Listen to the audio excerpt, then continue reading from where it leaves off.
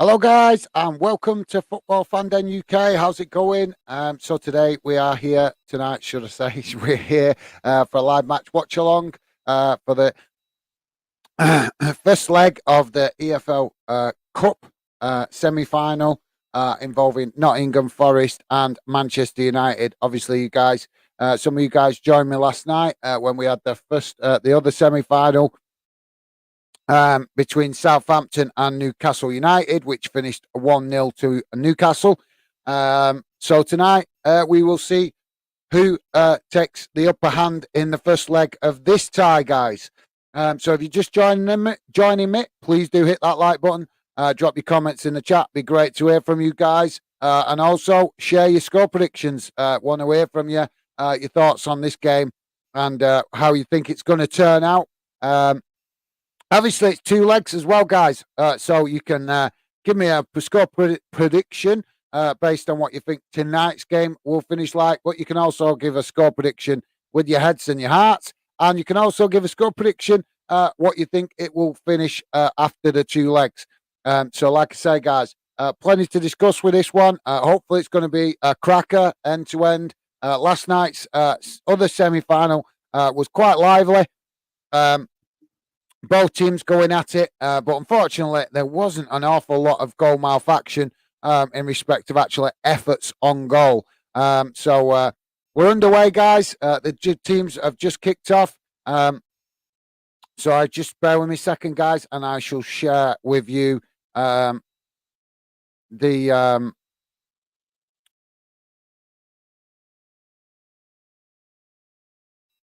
I'll share with you the team news. There we go. There we go. You should be able to see that now on your screens, guys.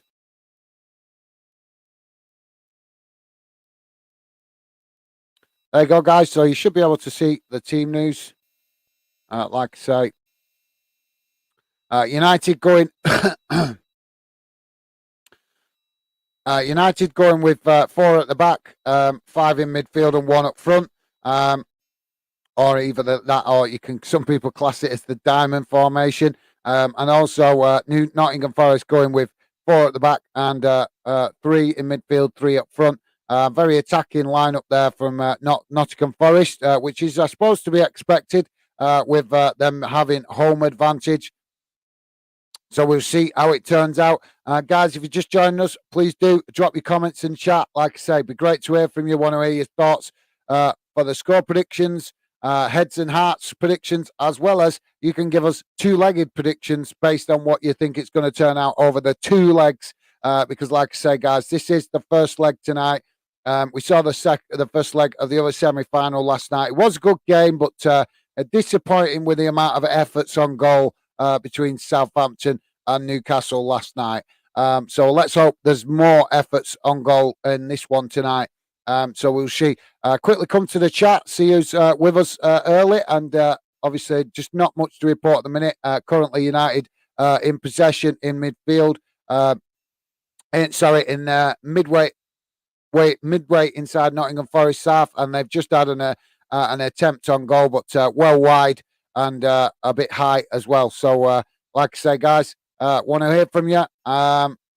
Pompey World, welcome to the show, mate. Great to see you.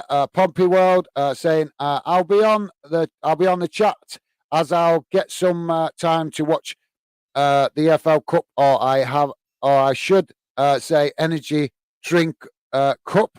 No, mate. You should say League Cup. It's the League Cup. The energy drink is Carabao. They just sponsor it. It changes every couple of years. So yeah, but you are well entitled to call it the energy drink cup if you prefer, mate. But yeah, quite on it. We've had this. I'm sure we've had this debate before. A lot of younger fans see this competition as the Carabao Cup because that's what they know it as, because it's had the Carabao sponsor for a while now. But its actual true name is the League Cup. So yeah.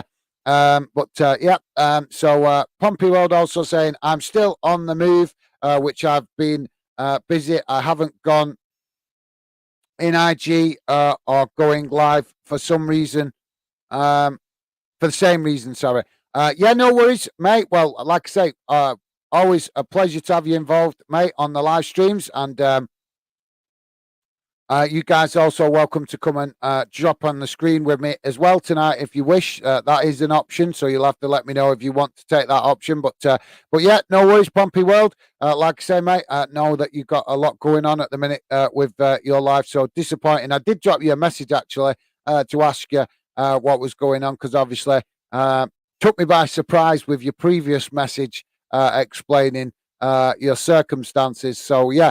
Hopefully everything is okay with you, mate. And like I say, welcome to the show. Always a pleasure to have you involved. And hope you're safe and well over there, mate. Keaton Townsend, welcome to the show, mate. Great to have you with us.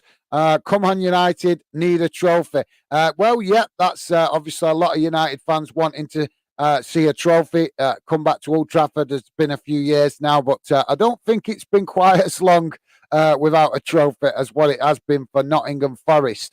So I'm sure, with all respect, I'm sure that they are probably thinking the same thing as well, mate. But yeah, totally understandable. United wanting to get back to winning ways, and as we know, when you start winning, if you can win League Cups and FA Cups, that can get the momentum going to go on and win bigger trophies like the Premier League and the Champions League. It can create that winning mentality. So totally understandable why United fans are wanting this one, this cup, maybe a little bit more than they have in the past.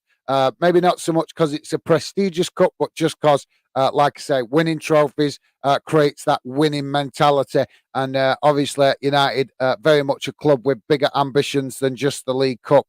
Rashford on the run now, and he's coming to the box, and a beautiful goal there from Rashford, made pretty much all by himself down this near side of the pitch. Run a good length for the pitch there, and snuck in on goal on this near side and just slotted it home beautifully. So a nice early goal in this one, just coming up to 6 minutes in, and it's Nottingham Forest 0, Man United 1. I'm sure Forest are going to be really disappointed with that defending that they showed there. They didn't close the space as Rashford come hurtling down that this near side. Just inside the Man United half, where he took possession of the ball. He's come all the way into the Nottingham Forest half of the field, down this near side. The Forest players did close the space around him, but I think as he entered the box, most of them too afraid to put a tackle in case they gave away a penalty. But I think in them sort of instances, you just got to be brave and just do what you're supposed to do. You're a defender, so defend. Worry about the consequences later. As long as it's not vicious and nasty, then go for it. Stick a foot in. But there you go, guys. Nice early goal for United. Marcus Rashford giving United an early lead. So yeah, I'm sure that will make Keaton happy and many of the other United fan community as well. But still early, guys. Still early in the game. Like I say, we're only just coming up to 7 minutes in. So plenty of time for Forest to potentially get themselves back into this one. Keaton's also saying 2-1 United tonight, and then 3-0 at Old Trafford. Right, well, that's a great score prediction, mate. But obviously, I'm not sure if you've been on the show when we've done these cup games, but we have tried this. It's a new thing we're trying, mate. A heads and hearts prediction. So obviously, you being a United fan, your head and your heart might be telling you the same thing. But yeah, that's the heads and hearts thing is about giving a prediction with your head. So in other words, based on your football knowledge, and then obviously another score prediction based on your heart, what your heart is telling you in respect of your emotions. So yeah, but cracking. Start to the predictions there with Keaton. 2-1 United tonight, and 3-0 he thinks it's going to be at Old Trafford. So yeah, that's a great start with the score predictions. Any of you guys also welcome to give you score predictions. But yeah, Keaton, let us know, mate. Is that your head or your heart saying that with that prediction? Love to know that, mate.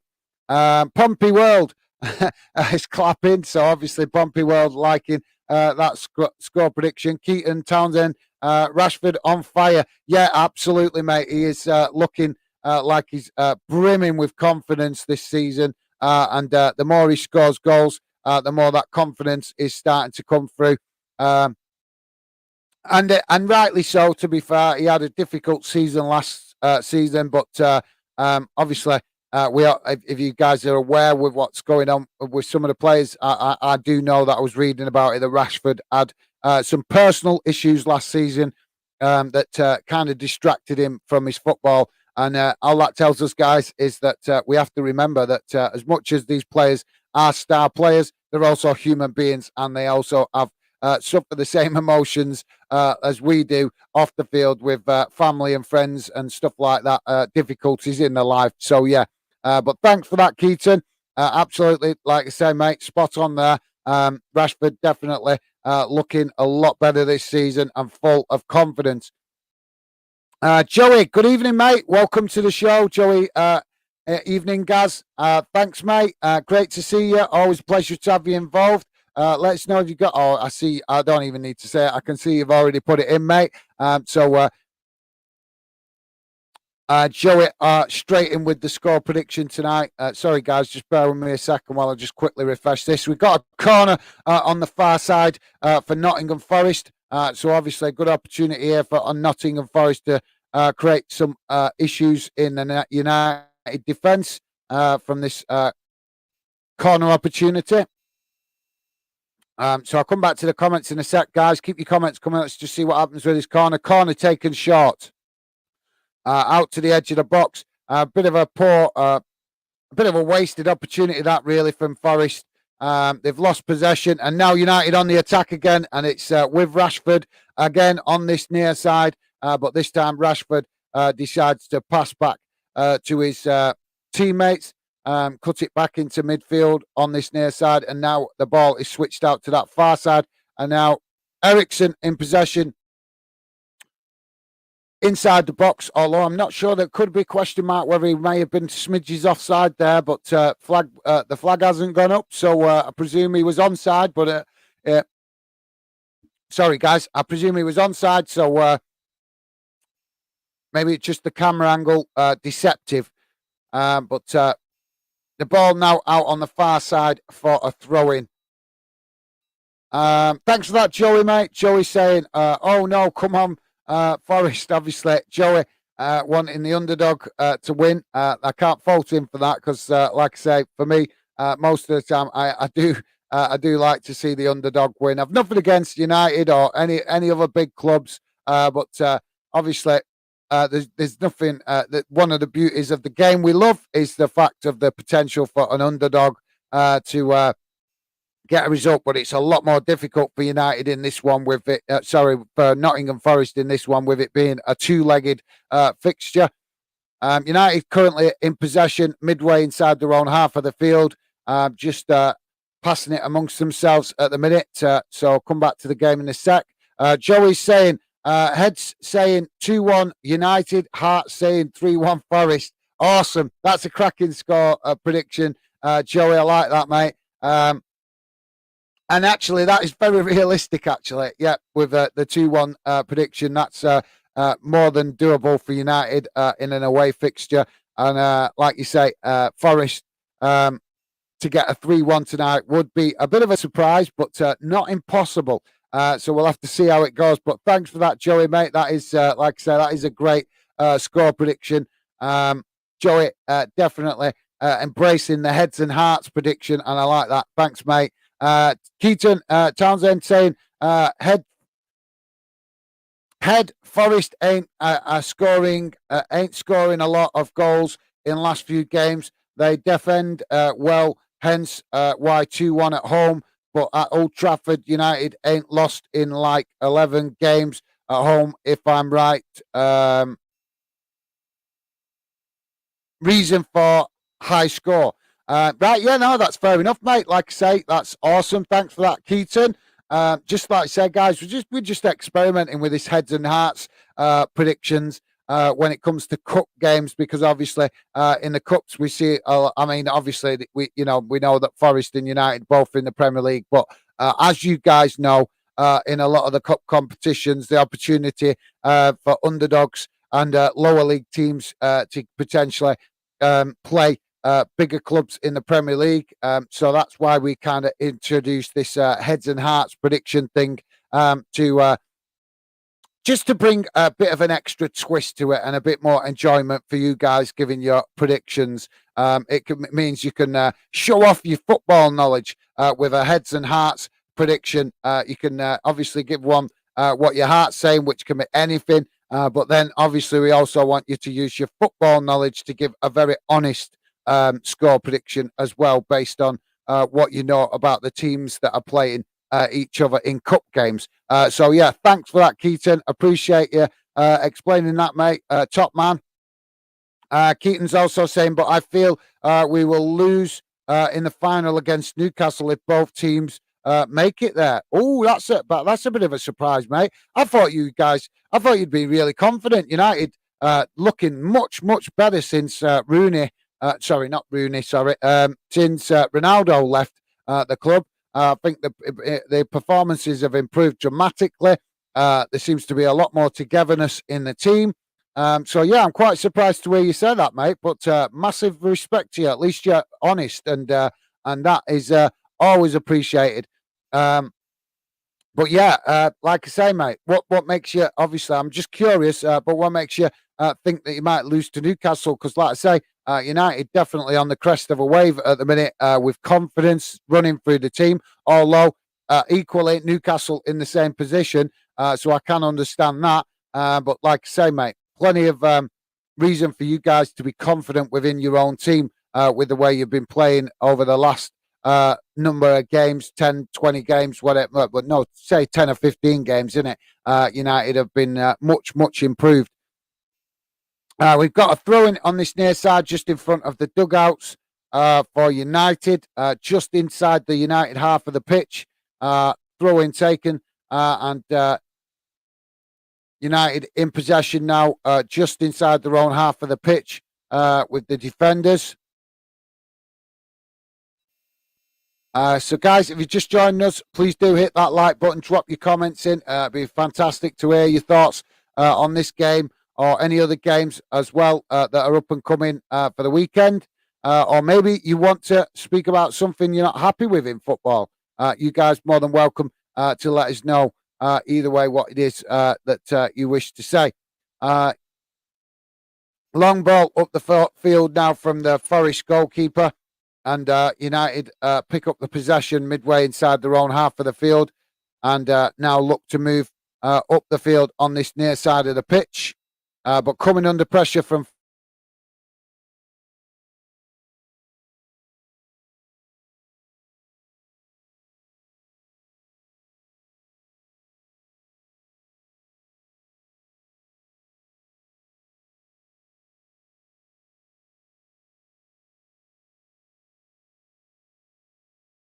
spaces. What happened there? Just the screen just went off then, didn't it? That's a bit unusual, but not to worry. So we're 17 minutes in, guys. Still Forest 0, Man United 1.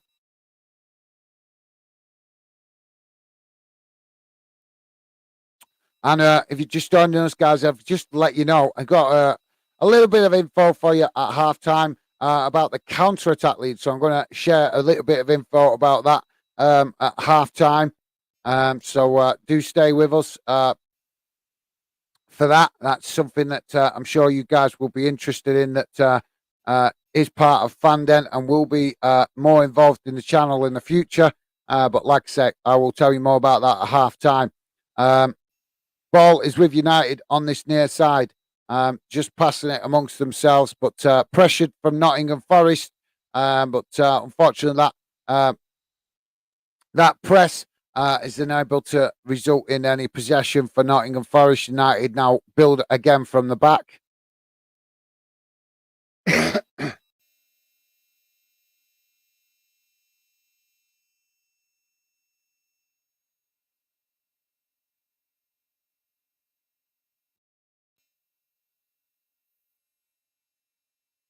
United just passing it about deep inside their own half of the pitch at the minute, which gives a Forest obviously a push, an opportunity to push out. But this could be a tactical thing from United where they're trying to suck Forest out of their own half of the pitch to create more space in behind.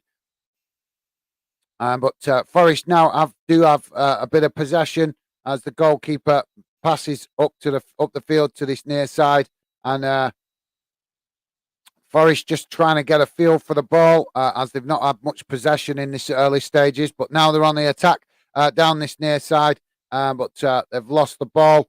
They lost the ball and now regain possession close to the corner flag, and now we have a throw-in on this near side. So will we see a long throw here from Forest? Guys, keep your comments coming. Want to hear your thoughts, and want to hear from you guys with regards to any games coming up at the weekend as well.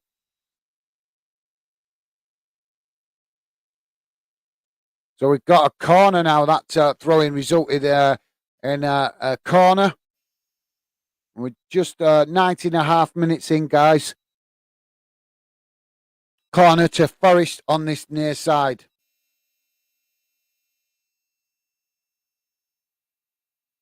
I'll come back to the comments in a sec, guys. Just wait for this corner to be taken. Corner comes in, right into the mix of the players. Headed clear by United, but only as far as the opposite side of the pitch. And it's gone out for a throw-in again to Forest. So Keaton is saying it will be Newcastle's first trip to the new Wembley. Sorry. Newcastle's first trip to Wembley. I think they will want it more. Their fans will be immense. I just honestly think Newcastle will do it. Well, thank you very much for that, Keaton. That is massive respect to you, mate, for giving a very honest opinion on it. I know, obviously, you're a United fan, so you will be 1,000% wanting your own team to win. I'm pretty sure. But like I say, that's a very logical explanation why you think that Newcastle might just edge it in the final if in fact it is Newcastle that you do meet in the final. So yeah, thanks for that, Keaton. I respect that, mate, and that is true football fan there, guys, showing that yes, he's a United fan, but he's looking at things with football knowledge and logic. So massive respect to you there, mate. Thank you very much for sharing that with us, Keaton. So Forest in possession at the minute with the goalkeeper.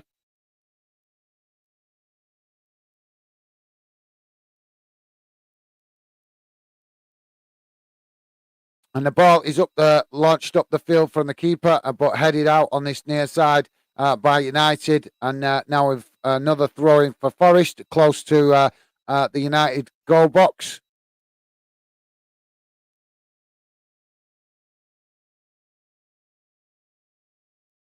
Now Forest trying to get closer to United's box, but they lose possession, and now the ball is up with United with Rashford in possession on this near side, and he cuts the ball back inside towards midfield. But Forest now with an opportunity to break on United as they have limited men back now, with Forest with an opportunity. Oh, and Forest have scored! Beautiful goal. That was a really nice counter-attack there from Forest, right up the other end of the pitch.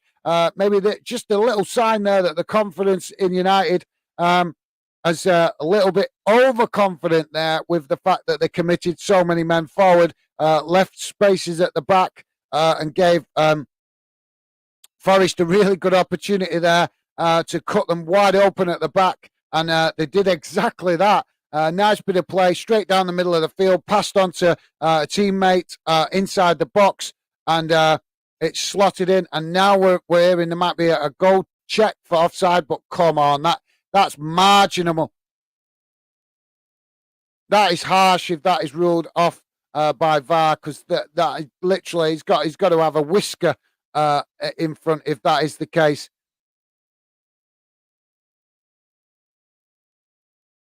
That surely can't be honest. This is micromanaging the game, if this is offside. He looks spot on, in line.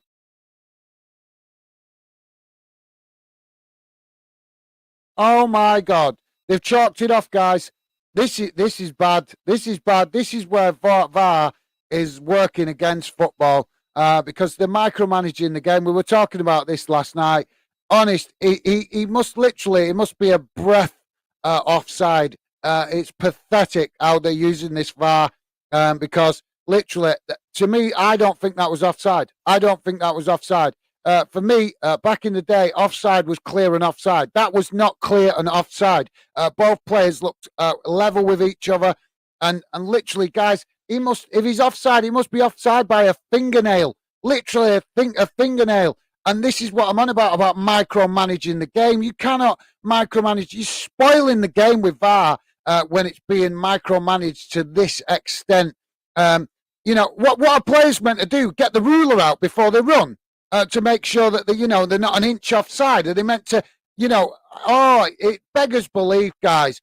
It's okay for a camera to marginally to pick at little inches and tiny fractions. But how are players meant to do that? They do their best to be onside, and they can have a goal disallowed for literally being a fingernail offside. How are they meant to account for that? As a professional player, how are you meant to account for that? Seriously, it is shocking how the football authorities are using this VAR. There's got to be some common sense involved. It's really bad, guys. Don't get me wrong. We want to see the game refereed fairly. People are not computers. We don't have a chip inside our brain that says, oh, you're an inch offside here. Do you know what I mean? It's shocking, guys. Nottingham Forest, though, have seemed to have that disappointment seems to encourage them because they're now trying to create another opportunity up the other end of the pitch. They did get the ball into the box, but it was blocked off by a United defender, and it's ended up going out for a corner to Forest on the far side. Guys, keep your comments coming. Do want to hear from you. I'll come back to the comments in a sec, just see what happens with this corner on the far side for Forest. 26 minutes gone, guys. We're just coming up to 26 minutes gone. Still 1-0 United. Corner comes in towards the near post, headed out. And now Forest with a beautiful shot from the edge of the box. And the keeper equal to that shot with a beautiful save. That was a really beautiful shot there. And massive credit there to De Gea for keeping that out. Because you've got to give keepers, consideration that they show their talent in situations like that, staying 100% focused. Just a split second switching off could result in that goal. Forest still trying to create on that far side, but now they've lost possession to United, and now United looking to it. Forest on the counter-attack up the other end of the field with Rashford down that far side of the pitch, crossed into the box, but blocked off by the Nottingham Forest defenders, and it's gone out. I think it's gone out for a corner on the far side for United. Either that or it'll be a throw-in. I didn't actually see where the ball ricocheted off from, but what a shot there from Forest, and massive respect also to De Gea there for keeping focused with the initial corner and then reacting to the goal scoring opportunity as well. Sorry, did I read that comment? Yeah, I did. Thanks for that, Keaton. Top man, that's a great comment, mate. Billy Random Clips, welcome to the show, mate. Evening all. Evening to you, mate. Good to see you. Thank you very much for coming, getting involved. Always great to see you, mate. Forest now in possession after the corner was taken. And now Forest with a one-on-one situation against the United defender. Opportunity to shoot, and they do shoot, but De Gea scoops it up into his midriff as he dives to the floor to take the danger away for United. Thanks for that, Billy. Great to see you, mate. Joey, obviously, hi, Billy. Top man. Thanks, Joey. Really appreciate you guys. Always making the effort to welcome each other to the show. That's how we build a positive fan den community, and really appreciate you guys embracing that. Billy, Random Clips, giving the same consideration. Massive respect to you guys for that. Joey saying, go on, Forest. Joey, obviously, wanting the underdog to win, and I can't fault him for that. Billy Random Clips, nice goal that is. Yeah, I think I presume you, Billy, you're talking about the Forest goal. It was a really cracker that, but equally the goal from Rashford early on was a great goal. Pretty much created down for himself down this near side with a little bit of help from Nottingham Forest defenders, not being brave enough to stick the foot in to challenge him. But take nothing away from Rashford. Like I say, it was a beautiful goal, but equally, so was the goal from Forest. And for me, that should have stood. It should have stood. But thanks for that, Billy. United in possession at the moment on that far side, just passing amongst themselves from back to front. Dylan, PFC _ DY4 is Dylan. Welcome to the show, mate. Great to have you involved. Always a pleasure. Dylan is saying, hi, guys. Hope you're well. Currently doing some studying, but got you on in the background. Hope the game lives up to the expectation. Nice one, Dylan. Thank you very much for that, mate. And like I say, hopefully we're not disturbing your studies, mate. That's obviously, as I keep saying to you guys, if you're in university, college, school, or anything like that, and you've got important studies, totally understandable if you're concentrating on that and you don't have the time to come and get involved. But thank you very much, Dylan, for dropping in. Always great to have you involved, mate. And like I say, hopefully we're not distracting you too much from your studies. But thank you very much, Dylan. Appreciated, mate. Forest now with an opportunity into the box, but high and wide and over the bar. But good. But Forest definitely trying to improve their opportunities now with that goal that was chalked off. Definitely seems to have encouraged Forest to be a bit more confident and braver in attack. Tada, Scarvy.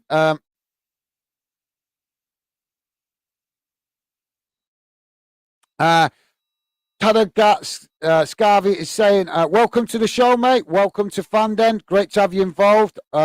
Always great to see new faces in the chat. Scarvy's saying, go Man United. So we'll take it that Scarvy is a Man United fan. Thank you very much for that, mate. Like I say, always great to see new people coming, getting involved. And like I say, let us know, mate, if you're still there. Are you a Man United fan? But I'm presuming from that comment that you are. But like I say, mate, welcome to Football Fanden. Great to have you with us. United currently in possession on that far side, midway inside the Nottingham Forest half of the pitch, as they bring the ball back inside to midfield. And now attacking a goal and another opportunity there for United, but a good save from the Nottingham Forest keeper, closing the space there and making the angle tight. And now United back in possession, just inside their own half of the pitch. But yeah, great opportunity that there for United. But as I say, also give respect to the keeper for being 100% focused and closing the gap there to deny United the opportunity. And now long ball forward for United into the box. But the player on the end of that unable to get it under control. And now Forest in possession as they look to come back up the other end of the field. And now out on that far side, breaking into the United half of the pitch. On the edge of the box now. Cross comes in, or cross/shot. But it ricochets off a United player. And it looked like it was going out for a corner, but United just about keeping it in. And now it's ended up on the far side, midway inside the United half of the pitch for a throw-in. Billy is saying they've actually ruled it out now. Yeah, mate, absolutely. I'm so disappointed. Listen, obviously, guys, we want to see the game managed properly. But, there needs to be a serious debate about this, whether the football authorities are micromanaging the game too much now that they've got access to this technology. Because we've gone from, where referees couldn't be trusted to make the right decisions before VAR was introduced, and that was why VAR was introduced, to try and help the referees improve their decision making, because it was so shocking some games that it begged belief that they could call themselves professionals. To now, we've gone the full circle to now where the refereeing standards have slightly improved with the introduction of VAR. But it's also a detriment to the game, because now the FA and EFL have decided to use VAR to micromanage the game. And is that right? Are we asking too much of these players when we're literally getting them offside for being a fingernail offside? You cannot account for that. A player's going to look across, and if he thinks he's offside, he's onside. What are you meant to do? Is an attacking player meant to wait until the defenders are completely in front of him before he can attack? Because if that's the case, we're going to have a situation where we have less goals, guys, because strikers are too afraid to go forward and try and play the offside trap, because it's being micromanaged. And that's just going to result in more cautiousness from strikers and less goal scoring opportunities. Simple as that, as far as I'm concerned. But yeah, unfortunately, Billy, it was ruled offside, and a bit harsh on Nottingham Forest, if you ask me. United currently in possession, though, at the moment on the edge of the Forest box, and just passing it amongst themselves. Forest with a decent amount of players behind the goal, that they've got back, and Rashford trying to break into the box there. I think he was trying to claim a free kick, a corner there on this near side, but looks like the referee has waved that away.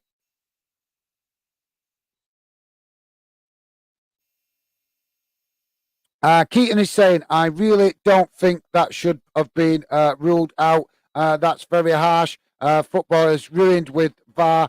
Football doesn't need this sort of technology. Absolutely. Mate, there's nothing wrong. Massive respect there to Keaton, because Keaton is a United fan, so obviously he's going to want his own team to win. But I do give massive respect there to Keaton for that, because, like I said, technology we've seen, it can help the game. It can, guys. But the problem is, the football authority is how they're using it. Like I said, I don't want to keep repeating myself, but the reality is, as I've seen in the last few weeks, they are using VAR to micromanage every situation to the tiniest detail. And football players are human beings; they're not robots. They're not got a computer chip in them to tell them, "Oh, you're a fingertip offside." So there needs to be some common sense used with this offside rules. You get me wrong; if it's a blatant offside and a clear and obvious offside, it's offside. But when we're talking literally, a whisker offside or a fingertip offside, that is just micromanaging the game for me. It really is. And players can't account for that. When they're on that pitch in the heat of battle, they cannot account for that. And like I said, for me, it's concerning, because are we going to see, if it carries on like that in future seasons, are we going to see players, strikers particularly, too scared to try and play the offside trap, because more often than not, they're offside, because the football authorities are wanting to pull them up for every little inch or fraction that they're offside, and it could start to affect confidence within strikers right across the division.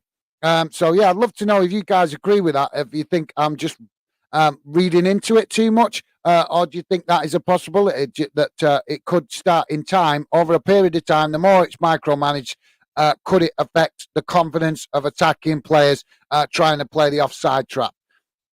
And if it does, like I say, that is going to affect the amount of goal scoring opportunities. And what's the point of the game if don't collect goal scoring opportunities? The reason we love football, guys, is because we love the thrill of goals. Do you know what I mean? So yeah, massive respect there, Keaton. I really do appreciate you saying that, because, like I say, totally understandable that you might be a little bit biased because it's involving your team. But it's nice to see that you guys, as football fans, yes, passionate and loyal to your club, but also wanting to see the game played how it was supposed to be played, how it was created, how it was invented to be played. Because back over 150 years ago, when they made the game, do you really think they thought that computer technology in the future would be would be deciding decisions. No, they didn't. That's why they created a referee, a linesman, and a fourth official, because they never planned that one day that computers would intervene in games.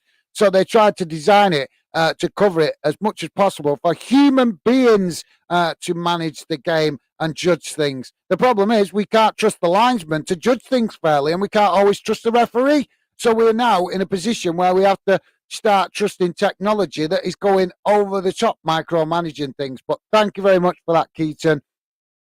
Really appreciate it, top man. Mini Mo, welcome to the show, mate. Good evening. Mini Mo saying, evening all. I forever support the underdog. Come on, Forest. Obviously, Mini Mo, a massive Hibs fan, if I'm remembering correctly. That is correct, isn't it, Mini Mo? I'm trying to, sorry guys, I'm chucking it out sometimes because I'm trying to remember you guys that come on regular now. I'm trying to get to know and remember which clubs you support. You guys come on here and contribute very positively to the fandom community. So it's only fair that I give you guys this respect to try and start remembering which clubs you support. But yeah, let me know if I'm correct, Minimo. I'm sure it's Hibs that you support. But obviously, Minimo also showing that is a massive football fan as well, not just a club fan. And that's why one thing we want to embrace on the channel, guys.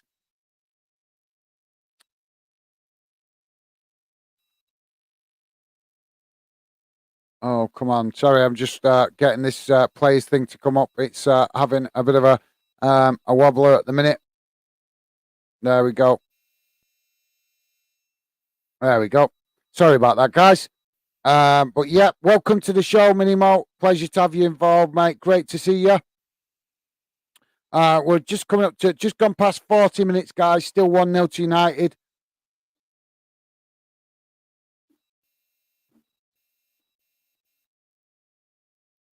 And United in possession at the moment, midway inside their own half of the pitch. Billy, random clips. Evening, Minimo. Top man. Thanks, Billy. Like I say, you guys, honest, awesome seeing you guys make the effort to welcome each other. Joey doing the same. Yeah. Minimo. Yeah, I agree completely.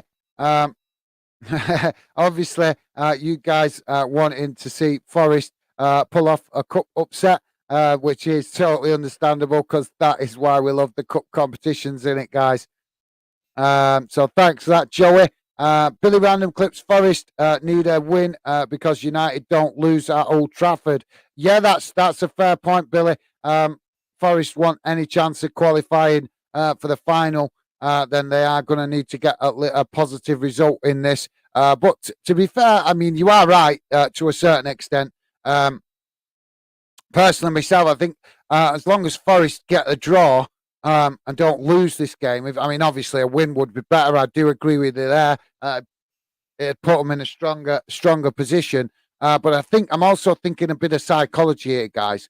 I'm thinking like if Forest got the draw, psychologically, that if they won, psychologically that would mean that United then get criticised. And as we know, when United get criticised, there's normally a reaction. So if Forest could get a draw in this game, then that wouldn't have that that psychological effect on United getting the criticism. So that they would maybe have their guard down a little bit more at Old Trafford and underestimate Forest, and that could give Forest a better chance to win in the second leg. Because, like I say, if Forest get the win tonight, as we know, the mainstream media will jump all over it because they do. They've got nothing better to print. They don't.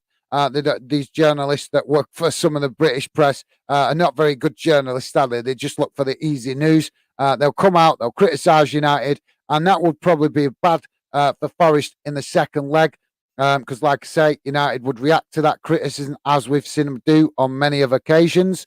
So maybe psychologically and tactically, it might be better for Forest to just compete for the draw tonight, so that they don't get United criticised in the press, and that would give, like I say, that would mean that maybe United would underestimate Forest's possibility to get the win at Old Trafford. Now, and taking on to board what Billy's saying about United being strong at home at the minute. He's spot on. They are very strong at home at the minute. But after this game, guys, let's say it finished 1-1. Then it's just like a normal cup game. There's one game to decide who goes to the final. And as we know, guys, in a cup game, form doesn't always count. Sometimes in a cup game, you know, a one-off game, anything can happen. So, yeah, Billy is absolutely spot on to point that out. But like I say, I'm just looking at it from maybe a bit more of a standoff angle that knowing how I've seen United react to the press criticism in seasons and games gone by. But let me know if you guys agree with that. Do you think the same or not? Thanks for that, Billy. Billy's also saying someone has to get a hammer on, a hammer or an axe to destroy this awful technology to get rid of that.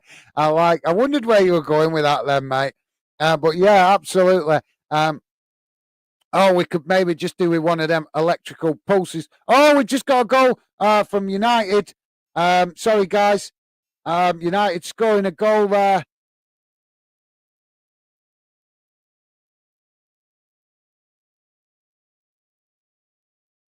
Sorry, guys, just waiting to see what happened there. I completely missed that then. My bad.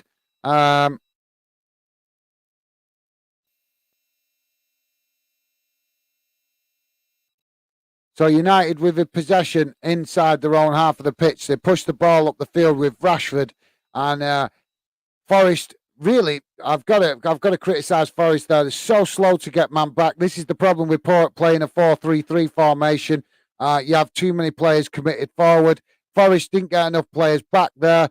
Left gaps in the back line, and United with an opportunity on the edge of the box that was saved initially by the keeper, but he wasn't able to keep hold of it, and it's knocked back out as he's blocked the shot, and it's ended up falling into the path of your on-running United player, and he's able to just tap it in to give United a 2-0 lead.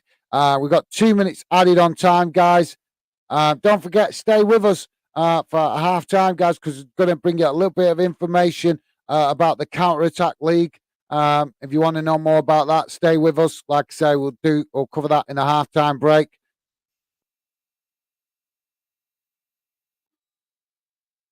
So 46 minutes gone, guys. Just a minute of the added on time left.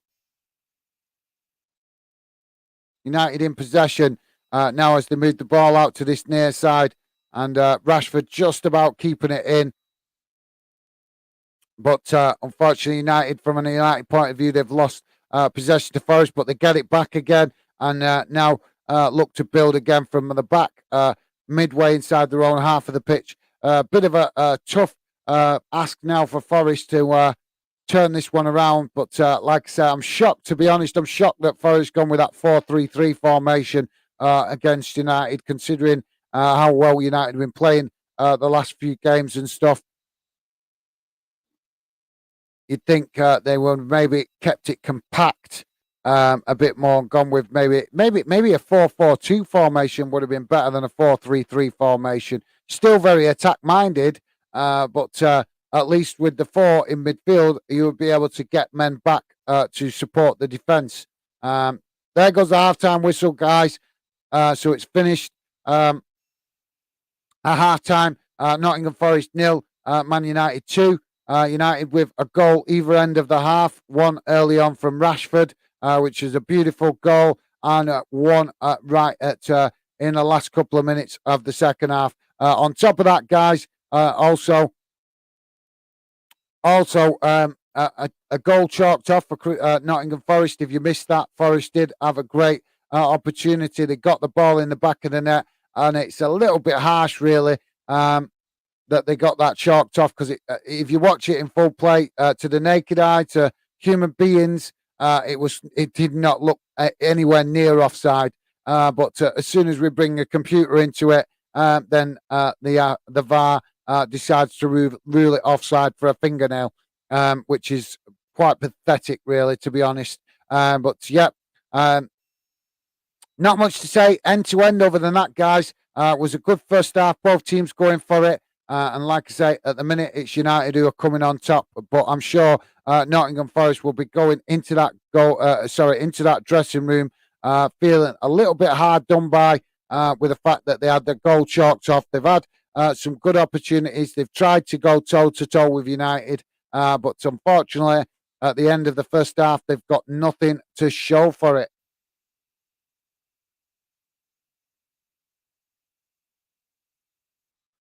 Um, But yeah, that's a crack of that, Billy. Absolutely. I'm not sure. Like I said, I wondered where you were going with that, mate. But that's a good way to describe it. Get somebody to maybe get a cricket bat and give it a whack. That technology. They've got to be careful. I think the football authorities how they're using this technology, because if they're not, they're going to really create a disharmony within the fan community as well as the players community.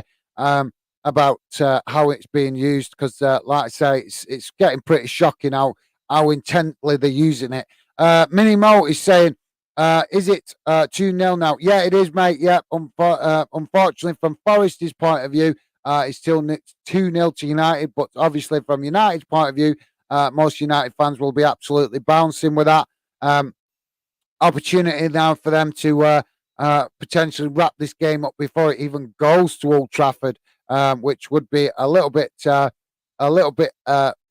disappointing for us as footy fans. We want to see competitive football, and like I say, if the game's killed off in the first leg, it's not exactly what we want to see, is it? But we have to give credit to Forest. They're trying their best. They're trying to compete.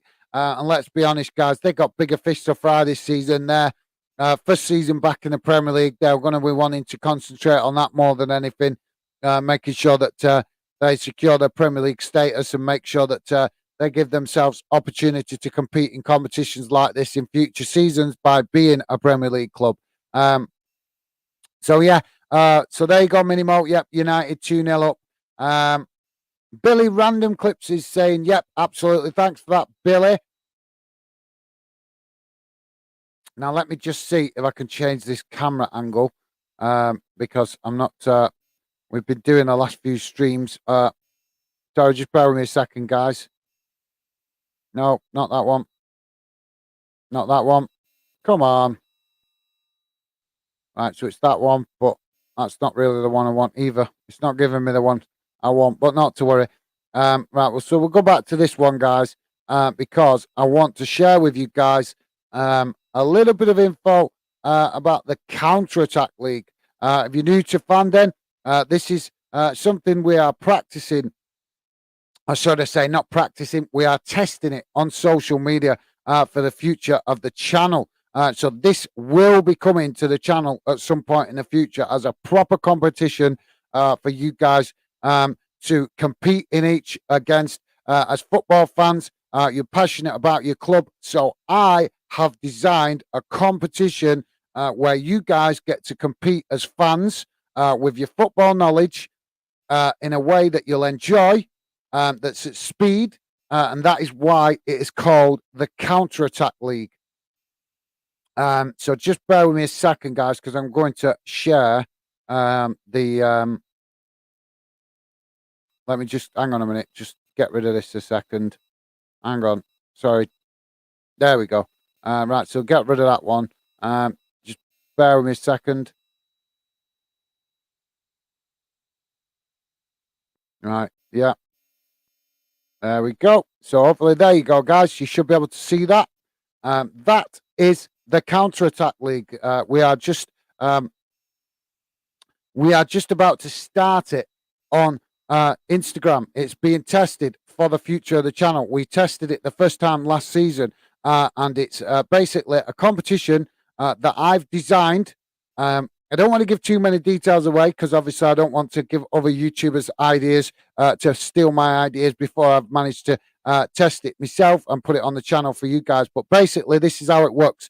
You guys can get involved in this in the future. Like I say, at the minute, it's just being tested on social media, and we are testing it on Instagram over the next 5 weeks. So I'll be keeping you guys up to date with what's going on in it. But basically, the idea of the competition is that you guys compete against each other one-on-one at speed with football words. And I'm not going to tell you any more about it than that, because like I say, if I say any more, we'll be giving the ideas to other YouTubers, and we don't want to do that before I've actually put it on the Fanden channel myself for you guys to enjoy being involved in. But basically how it works is you guys compete against each other in a league, and you compete against each other one-on-one, and basically you test each other's football knowledge. And it's really good. We tested it last season for the first time. The fans that took part in it last season loved it, absolutely loved it. I got a load of positive feedback. Last season, we only tested it with 4 fans. This time, we've increased it to 6 fans. So 6 fans are going to help me do some more testing on it. But hopefully, this will be introduced into onto the channel, I'm hoping, next season. So like I say, you compete against each other with football words. And the way it works is that if you win, obviously I would referee. You compete against the clock. So the person, the other fan that you would compete against, they would say a certain word, and you would have 5 seconds to reply to that. And then you reply with a correct answer, and then you would then counterattack. And that is why the competition is called counterattack. So they would say a certain word to you to do it. It's obviously football words. They would say a certain football word to you. You would have to have the correct answer to that football word, and then you would counterattack them with another particular football word, and they must have the right answer to basically to the football word that you're saying. And then if they get it right, they would counterattack. And that is how it works. And the first person that doesn't answer within the 5-second time limit loses that round. There is 6 rounds in each game.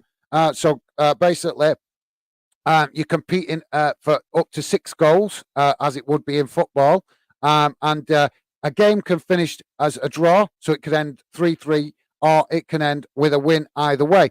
When you play each other, whoever wins each game would be awarded 3 points, as your clubs do in the league, and whoever loses awarded no points. And if it's a draw, you get a point apiece. You'll understand it better as it's tested over the next few weeks, and I'll bring you guys updates about it. So you'll obviously start to get an idea of how it works. But like I say, this is being tested right now on social media over the next 5 weeks.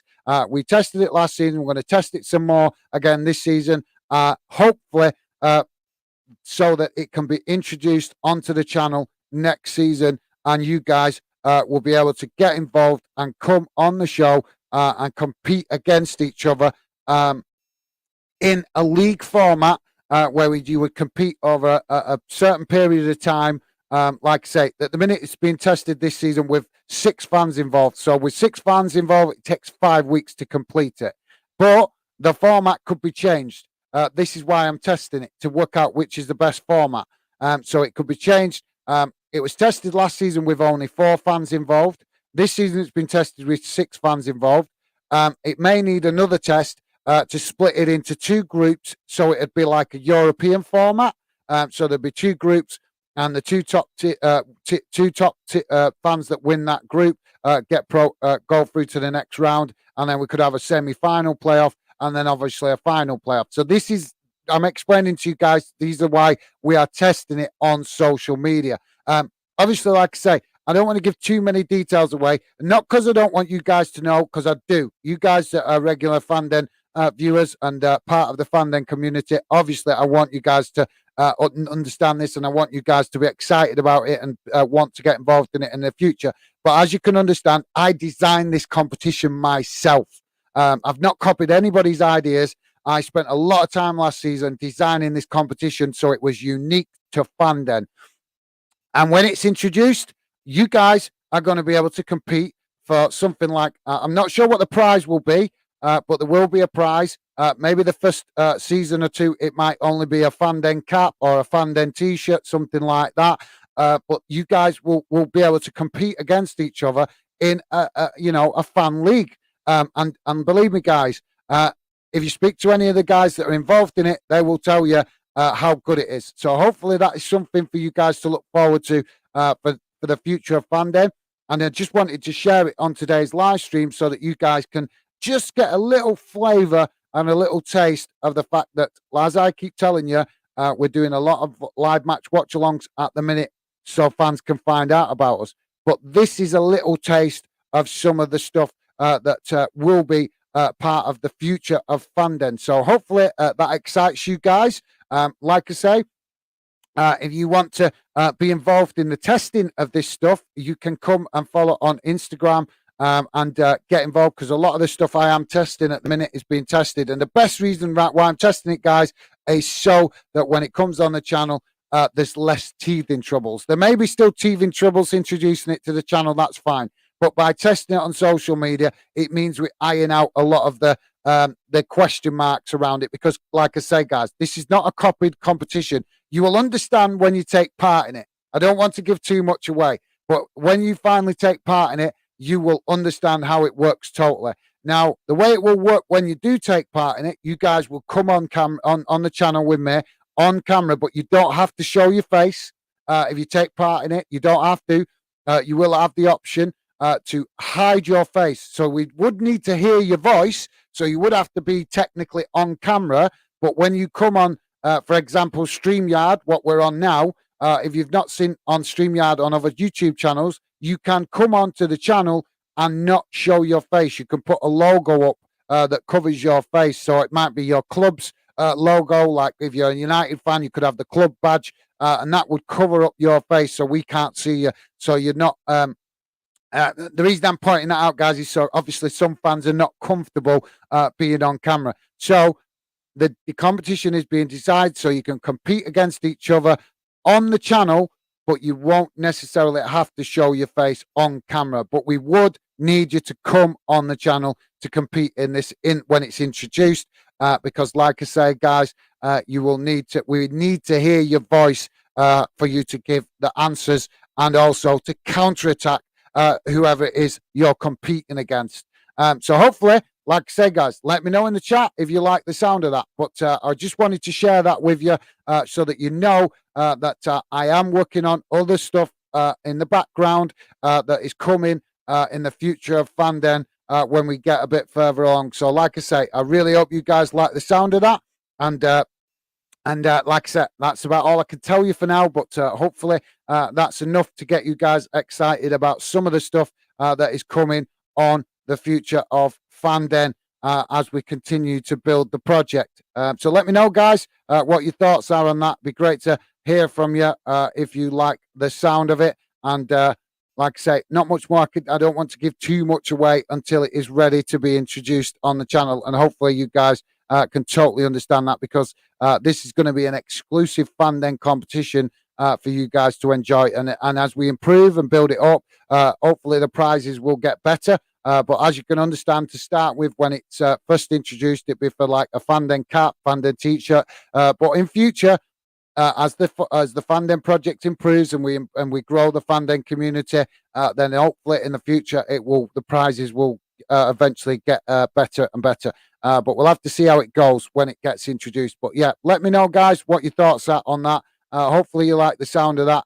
And like I say, I'll be giving you updates as it's being tested on Instagram. So where was we with the comments? Let me catch back up with where we was with the comments.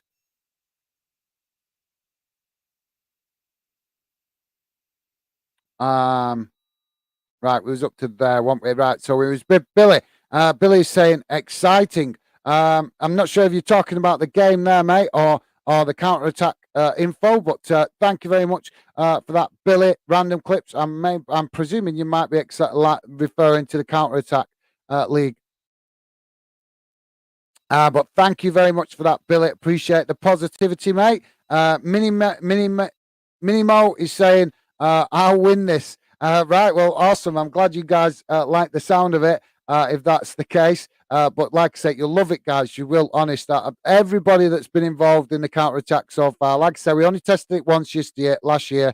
And we've done a little bit of practice this year for the new fans that are involved. So it's not the real competitive games start this week with those fans. But like I say, hopefully that is something for you guys to look forward to in the future. And like I said, if you want to get involved in testing ideas like that, you can follow on Instagram. Billy Random Clips is saying, I'll win. So you guys already thinking you're going to be strong contenders in the Counter Attack League. Billy Random Clips saying, I'm winning 100%, i.e., been following this sport for 11 years. Well, like I said, we'll see, won't we? Honest, you got seriously. I wish I had one of the fans that had taken part involved last season so they could tell you how much they enjoyed it. But yeah, thank you very much for the positivity, Billy. Mini Mo saying, go, Billy. Obviously, Mini Mo. Liking the sound of the banter there for the part of the project. Billy Random Clips. I remember meeting Drogba when I was just 3. Awesome. Like I say, mate. It's football knowledge is good, but like I say, I don't want to say too much about it and give too much away until we're ready to introduce it on the channel. But all I will say is you're competing at speed against another fan. So your football knowledge might be good, but when you're actually in the heat of the moment and you've only got 5 seconds to reply to what your opponent is saying, then the question is, can you think quick enough to have the right answer? And that is the thing. But like I say, I'm sure you guys are going to absolutely love it. Every fan that's been involved in it up to now has absolutely loved being involved in it. And hopefully you guys will as well when it comes on the channel in the future. Joey's saying, sounds good, mate, but there will be some laughs. Sorry, bet there will be some laughs. Yeah, absolutely, mate. Honest, like I said, I spent the time I wanted to create something that was unique to fandom. I didn't want to copy other ideas from other people. So last year, I took the time to really focus on designing that competition. And I'm really proud of it. I've got to be honest. I don't want to blow my own trumpet. I'm really proud of how it come out because at one point, I never thought I was going to come up with an idea like that would work so well. But like I say, it was tested last year. The guys that took part in it loved it. And I'm testing it again this season. And I'm hoping you guys are going to love it when it comes to the channel. And like Joey says, hopefully, not only will you enjoy it, let's hope it also creates some amusement for you guys with regards to, well, I'm sure it will because we've had some amusement on social media with it being tested. So like I said, I'm sure you guys will love it and have some laughs with it when it comes on the channel. So guys, the game has restarted. We're just over 48 minutes in. Sorry, me bambling on about that. But I just wanted, like I said, only reason I wanted to stress about it or make the point about it this halftime was just to let you guys know that I am working on other stuff. So even though we're doing a lot of match watch-alongs at the minute, there's a lot more bigger ambitions I've got for the Fandom project in the future. And I'm working on ideas that will be unique, but also ideas that help you guys feel a part of the project and enjoy being involved in it. So I'm going to shut up about that now and let's get back to the game. So as I say, guys, we've just gone 49 minutes, still 2-0 United. United in possession at the moment on this near side, and Forest managing to get a little bit of possession, knock it back up the field, but now it's gone out behind for a throw-in.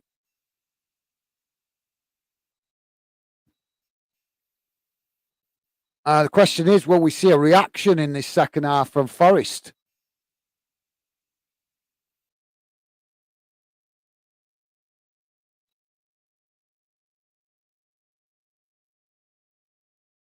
So United in possession at the moment with the keeper De Gea at the back. They're just passing it along the back line.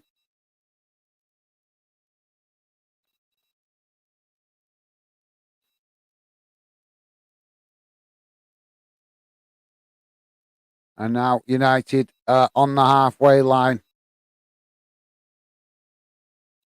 And a ball switched out to this near side of the field and passed back up to the halfway line. United just slowing down the game at the minute, it appears, in the second half. They've come out, they've got possession, and now they're just passing it amongst themselves. And it, like I said, just seems to be a little bit of a slower start to this second half.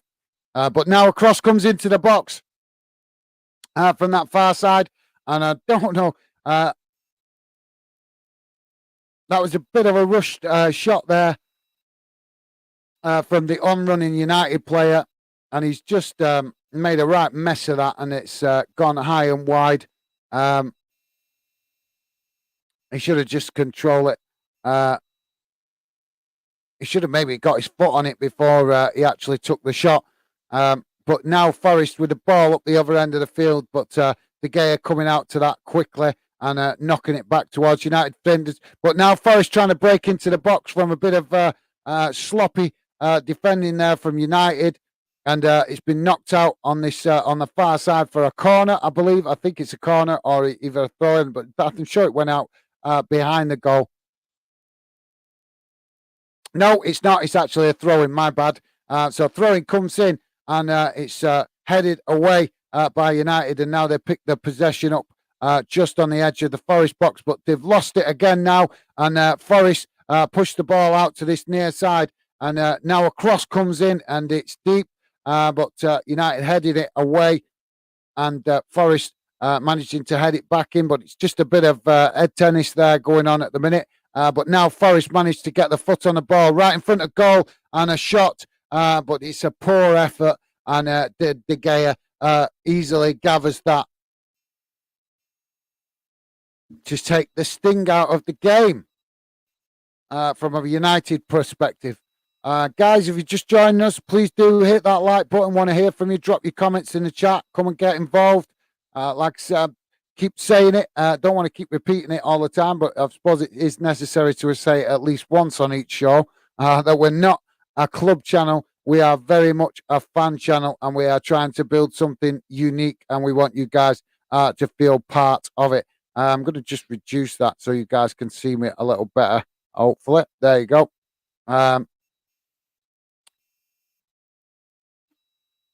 United with an opportunity here. Oh, right against the top corner of the post.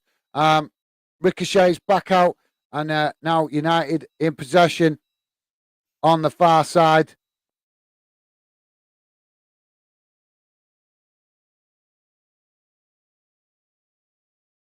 Oh, and an opportunity there for United. I'm trying to work out who actually took that shot there. Yep, it was Ericsson. Ericsson with a shot right against the top. Actually, in speed, it looked like it touched the corner of the post, but it actually touched the crossbar and ricocheted back out. We've now got a player, a Nottingham Forest player, down with what looks like some kind of neck strain or something because he's rubbing his neck. Hopefully, he's going to be all right. He's back on his feet. 54 minutes gone, guys. United now in possession, deep inside their own half of the pitch as they look to move up the field. But Forest pressing from the front at the moment, and not sure if that's working very well from at this stage of the game.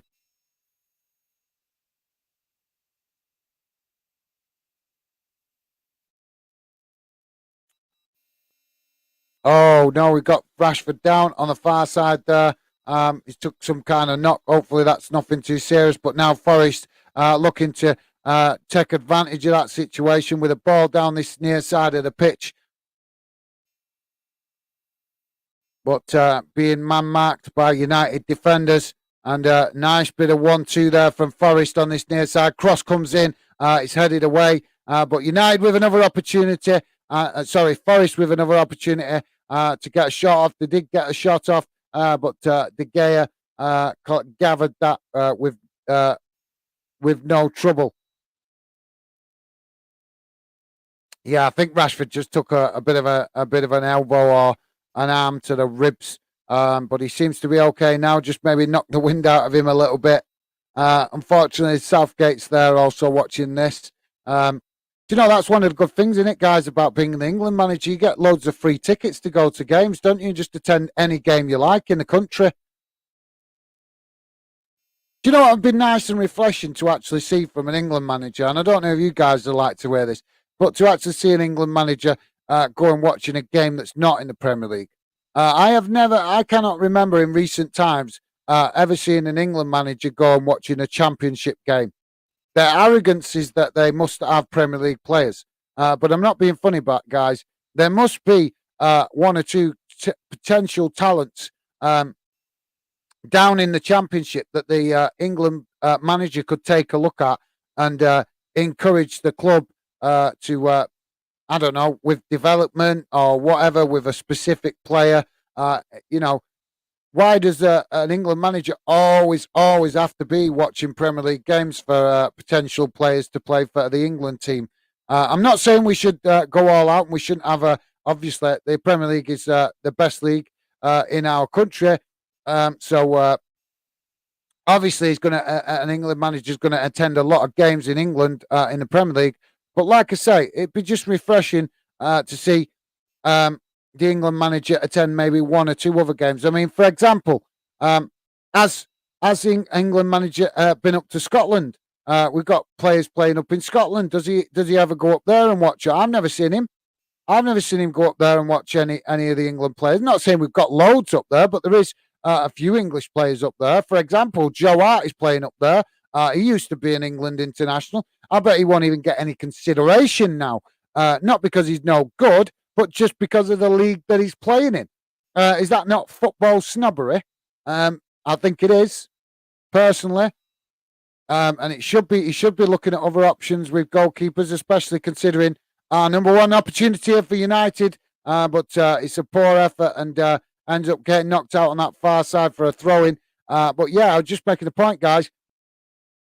When we've got our number one England goalkeeper, Pickford, currently playing for one of the most badly hit one of the teams most badly hit this season with confidence, and not just this season, last season. You know, he's conceding goals for Everton. You know, should he not be getting a bit more competition? You've got to make these players hungry to play for England. And the only way you make them hungry to play for England is if you get other players that give them competition. So they're not guaranteed to play. They have to work for it. Pumpy World. Pumpy World is saying, I like Man United, but I do want Nottingham Forest to win, as I want to see different teams on the cup final. I think you meant to say in a cup final there, mate. But yeah, absolutely. I totally agree with that, mate. And you are spot on. I think it'd be nice to see a variety of clubs reach the final. And this is a good competition for clubs to potentially reach a final, because sometimes we do see early on in the season that some managers do take their eye off the ball a little bit with this competition if they're right in the thick of it in the Premier League or the Champions League. They might think that the cup is a bit of a distraction early in the season. So it is possible for clubs to do well. Opportunity for Forest here, but it's a good opportunity there on that far side, coming into the box with a shot. Sorry, guys. Good effort, really, but just a bit too high. And it's gone over the bar. I think it went over the bar from the shot. I did see the keeper go for it. Yeah, it's gone well over the shot. High and wide over the bar. Well, it's not too high, just over the bar. But good opportunity there for Forest, but unfortunately not able to get that shot off on target. But yeah, absolutely, Pompey World. I've got to totally agree with you, mate. It should be, hopefully. Yeah, we have seen other clubs get to the final of this, or smaller clubs, shall we say, get to the final of this in previous seasons. So it's not impossible, but the problem is that this competition's been watered down a bit now without the replays, so it's not as competitive as it used to be. Well, for the lower league clubs, and plus with more Premier League clubs trying to win the Premier League, we're seeing that now it's meaning that clubs that didn't used to take this competition very seriously are now taking it a lot more seriously because there's a less chance that they're going to win the Premier League because it's become a lot more competitive with more clubs wanting to try and win it, as we're seeing this season. Because at the start of the season, come on, guys, how many of us would have predicted that Arsenal and Newcastle would be up there at the in the top four of the Premier League? I'm not sure. I think Newcastle might have just dropped out of the top four recently, but they're still in and around it, aren't they? And how many of us would have said that at the start of the season? So yeah, absolutely, Pompey World. You're spot on, mate. It is nice to see other clubs get to this final of this competition, but unfortunately, that opportunity is becoming much rarer. Because, like I say, the bigger clubs and the Premier League are taking this competition more seriously now through the fact that the competition for the Premier League title has intensified a lot more.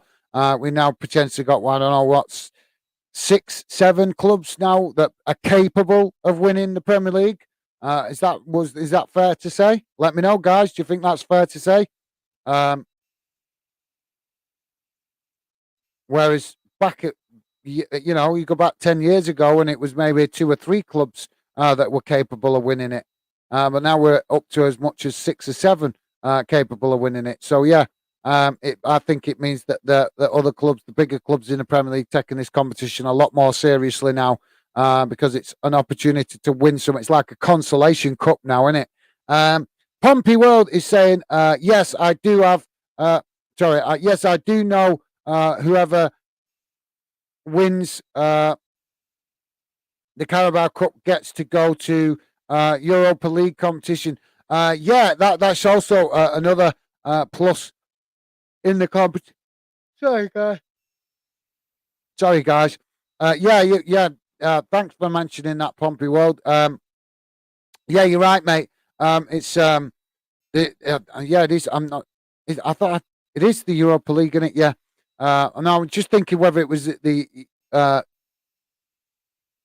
it was this competition you qualified for that, or whether it was the FA Cup. I can't remember.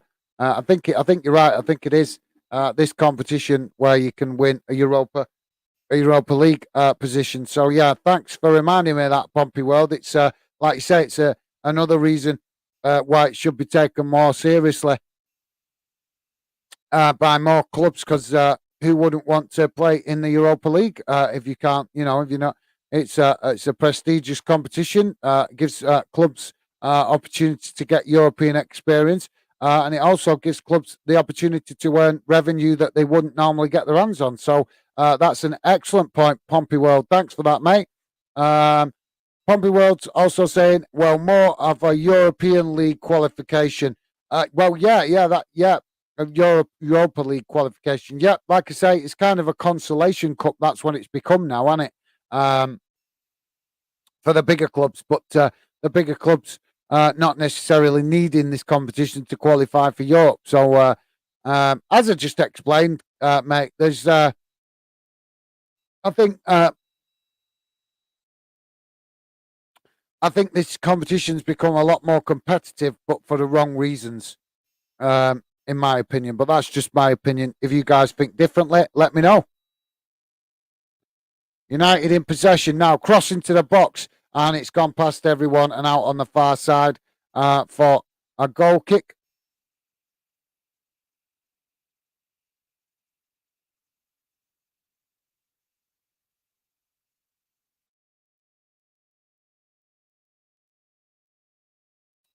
It's just coming up to 65 minutes gone, guys. Forest 0, Man United 2.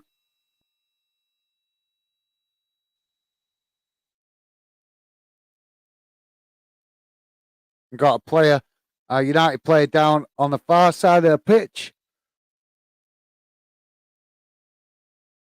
Forest now in possession on this near side, midway inside the United half of the pitch, as they move the ball back towards the halfway line to their defenders. Oh, a really sloppy bit of a pass in there, and it's cut out by United, but goes out on the far side for a throw-in. But yeah, that was a bit of a poor vision there with the long pass forward from the Nottingham Forest defender. Now it's back with the keeper. And Forest doing themselves a mischief here. They've ended up coming all the way back deep inside their own half through. Basically, it's just not having the confidence to go at United. They was in a good position down this near side in midway inside the United half, and rather than go forward, they went back with the ball. So now they've lost possession and it's back with United, and they've got only themselves to blame because they've ended up losing possession anyway. You might as well lose possession trying to attack than lose possession trying to keep the ball. When you're up against a more superior team like this, it's wiser for Forest to just go for it. Just get this is what gets me, guys, is passing forward, and teams that are not going to be achieving the same kind of successes or not got the same talent in their team. Why do they resort to keeping the ball on the floor all the time? As we've seen, I don't know if you guys saw it, but was it last season? Not last season, the season before, I think it was. We saw that Man City, lost a couple of games, and why? Because teams would go at them with a traditional British football tactic of creating panic in their box with crosses and corners and on occasion some long balls as well into the box, just to cause some panic in the Man City defence, because they're a very possession-based team, but they can't have possession if the ball's up in the air all the time. Now, don't get me wrong, I'm not saying we want to see loads of long ball football, because that's boring. But all I'm saying is, when a team is against a more superior team, then you have to take that tactic into consideration if it's going to work for you. But unfortunately, what we're seeing in the British game, in my opinion, is more of a European style of play creeping into more and more teams' tactical plans to keep the ball on down all the time. And like I said, there's nothing wrong with getting the ball up in the air a little bit occasionally, especially if you're against a team where you're not going to beat them toe to toe on the pitch. You're not going to be able to outpass them and outplay them on the pitch. So therefore, you need to look at other tactics. And one tactic that has always shown that it creates panic is crosses and corners into the box, right into the mix of players, cause the opposition to panic and make mistakes. And you never know what can happen then. You can potentially score goals from the opposition just panicking and making mistakes in their own defence. But you've got to be brave enough to do that. Forest on the attack now, down that far side, as they look to try and get the ball up the other end of the pitch. And now a nice bit of 1-2 between the two players catches United out, but United managing to get possession back, and now they look to work the ball back up the field, coming inside to the middle of the park, and now switch the play out to this near side and pushing the ball forward. Now on the edge of the Nottingham Forest area. And it's Fernandez in possession, who passes to Ericsson on this near side. Ericsson with an attempted cross, but it's blocked off by Forest and goes out behind for a corner.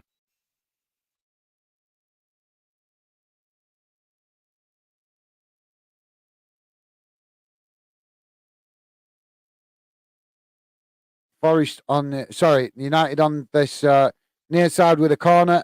Ericsson to take it. Currently Forest 0, Man United 2. And we're just coming up to 70 minutes, guys. Just over 69 and a half minutes, actually, to be more precise.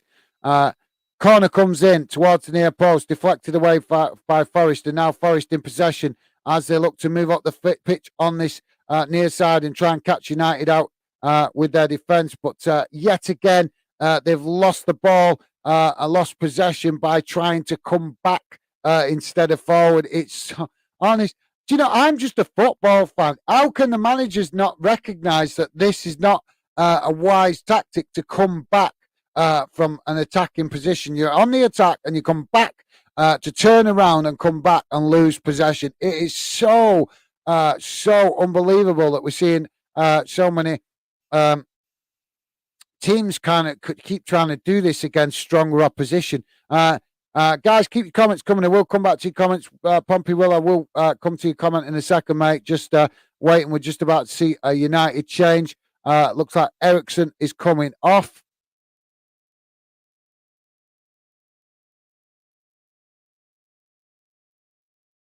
Yeah, Ericsson and Anthony coming off, and it's Fred Pellistra, Pellistra, Pellistri coming on. I'm not sure if I'm pronouncing his name correctly, but apologies if I'm not.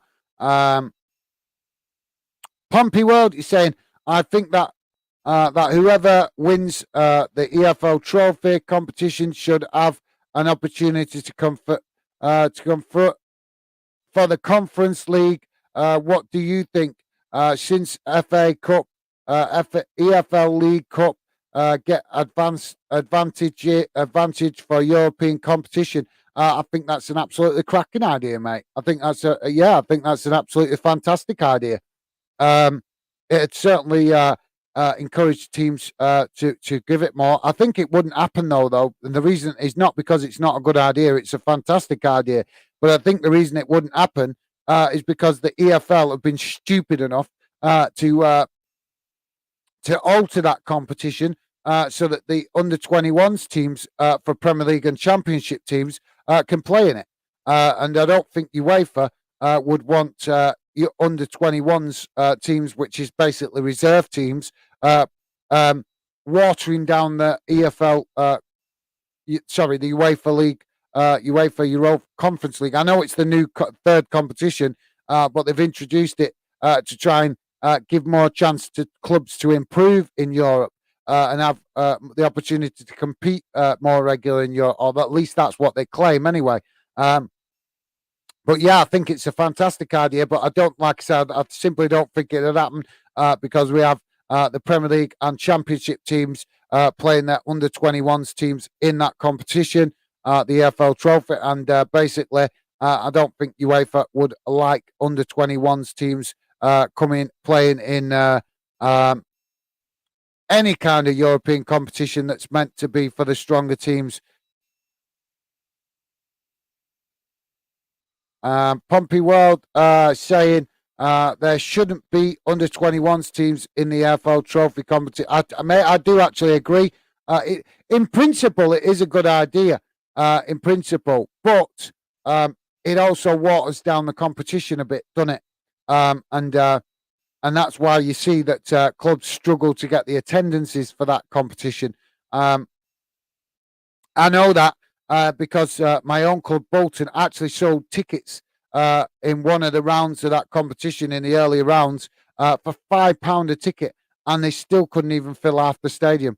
And the reason is because fans are not interested in a competition what's watered down by under-21s teams being involved in it.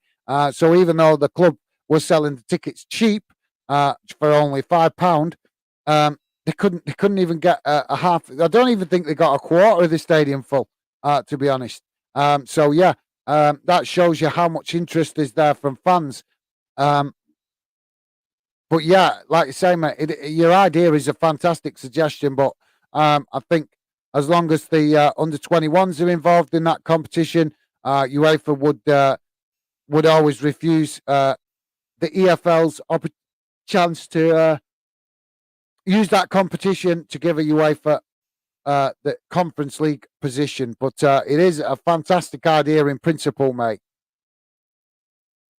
United in possession on this near side and looking to move down the pitch. We just had a couple of players come on for Forest as well. They've made a couple of subs.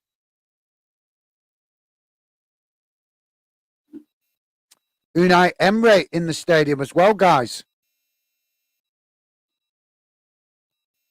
The Aston Villa manager checking things out in this one. And now United on the attack from a loose ball by Forest. But Forest have managed to just do what they needed to do there, get the ball back. And now they kick the ball long up the field. But United pick up the possession midway inside their own half of the field and look to build again. But it looks like that second goal at the end of the first half has kind of killed this game a little bit now as a competition because this second half is being played. I'm not saying it's the game is dead, but it's been slowed a bit slower pace to the first half.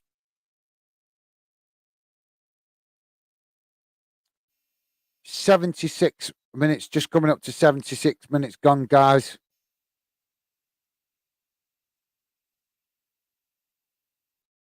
United in possession, midway inside Forest's half of the pitch.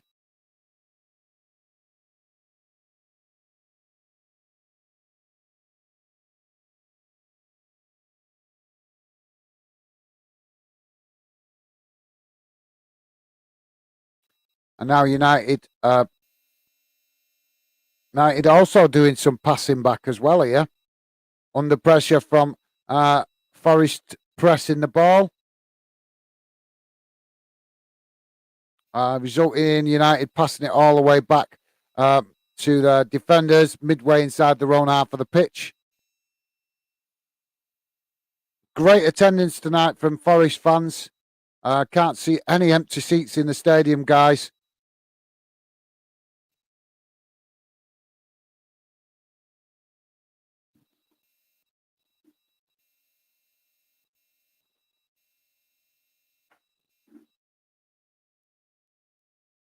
Long ball down the field for United, and he's headed out for a throw-in.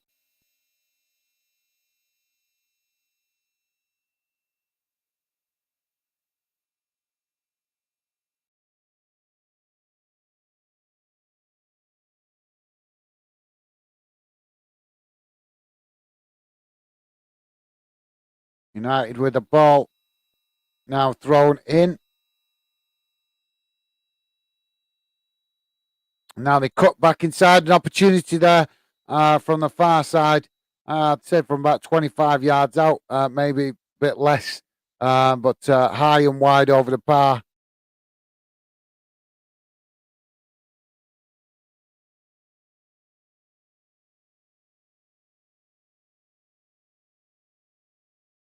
Forest now with the ball up the field.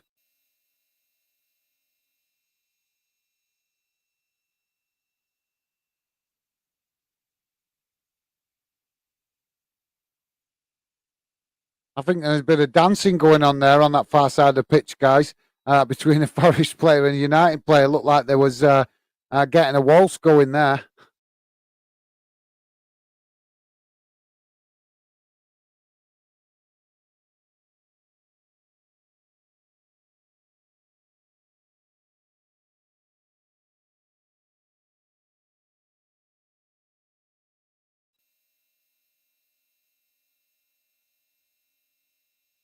Our cross comes into the box from United on this near side, and it's took a deflection out.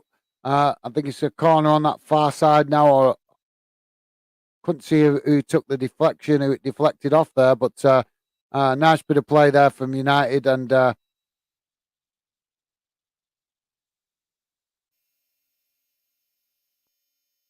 yeah, it's gone behind, I think, for a goal kick. The header from United player, but his header accuracy was miles off, and it went behind for a goal kick.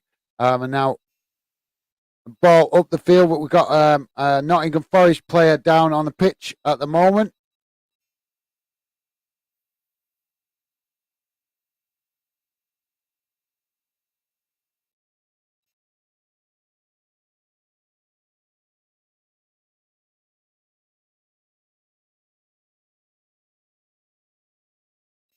Ball up the field now for Forest. Forest with a ball into the box, but too much pace on that, and the on-running Forest player not able to get on the end of it, and it's gone out for a goal kick.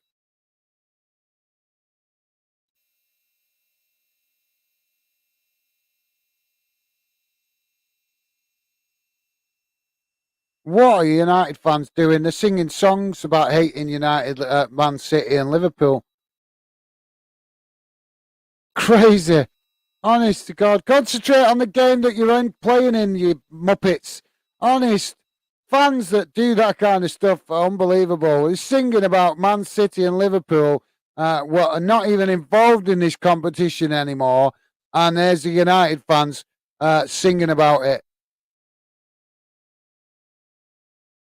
Singing about, honest, it beggars belief, doesn't it? 80 minutes gone, guys. Still 2-0 to United. Not much to report at the minute. The game has kind of dipped in form a little bit since that second goal in the first half. There've been some obviously opportunities in this second half, but not really seeing either team really pushing.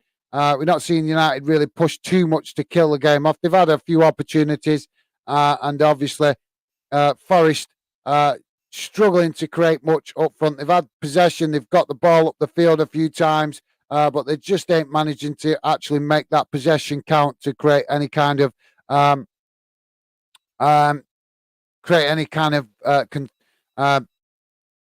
what's the word I'm looking for? Any kind of trouble in the United box.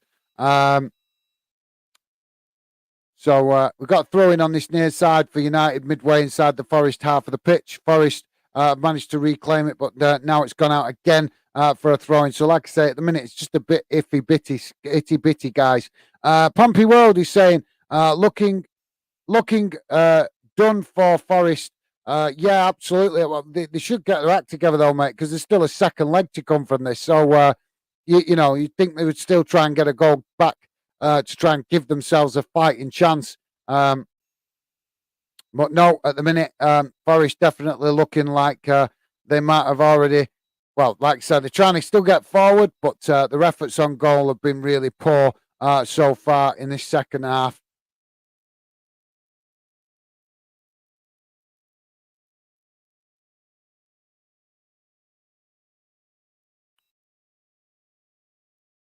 I can't believe I'm hearing United fans singing so intently about City and Liverpool.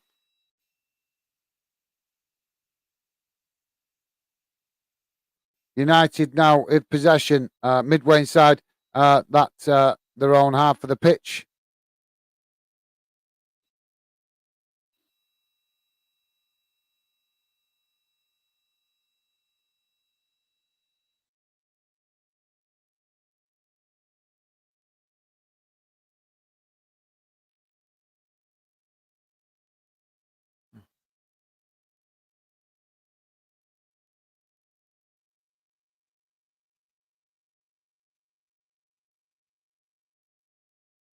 Forest now with the ball on this near side.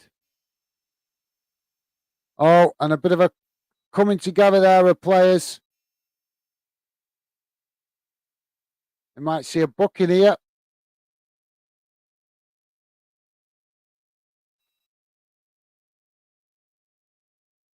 Forest attempting down this near side to come in inside to try and get a cross in, but the United defender equal to it. But he just added that little bit too much pressure without actually making an attempt to get the ball.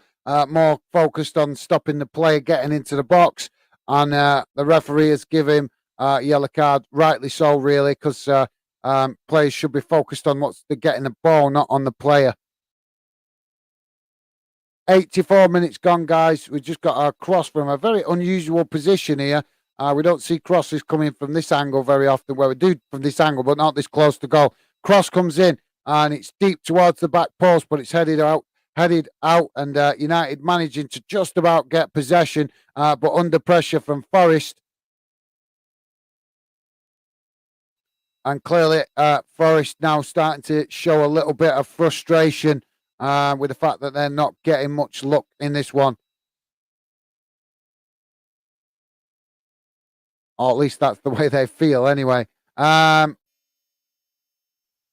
yeah, absolutely. Thanks for that, Pompey World. I can't disagree with you, mate. This second half has gone a little bit stale. Stephen Allen is saying it does Pompey Pompey World. What a shame. Yeah, it is, because like I said, there's still a second leg to go in this. Disappointing to see that Nottingham Forest already seem to, well, they've not chucked in the towel. I wouldn't say they've chucked in the towel, but they're really struggling to create anything. But this is where managers don't earn the money for me, guys. The manager is stuck with a 4-3-3 formation all the way through the game, and it's not worked. It's not worked. So why not change the formation? Now, why not switch it? Change tactics, change something. All he's done is change a couple of players, and now I say that now we've got Forest trying to break into the United box, but the defenders are equal to it and managed to play it back out. But only as far as midway up inside the United half of the pitch. Forest picking up the possession and getting a throw in, and then under pressure from United from the throw in, we've now got a foul. Thanks for that, Stevie. Minimo is saying Champions League should only be for champions of each country. My opinion, anyway. Yeah, no, that's a fair point, mate. They do call it the Champions League, so yeah, I do agree. But unfortunately, they call it the Champions League, mate, for the brand purposes, for the fact that it'll sell better and they can promote it better. But in reality, they should call. I think they should change the name to it. To be honest, to call it the Clicky Cup, because unless you're in the click, they don't want you in it, do they? Let's be honest. They only want the clubs in it that are going to help bring in the millions. That's why it's called the Champions League, and that is why there is a number of clubs that can qualify from each country to qualify for it.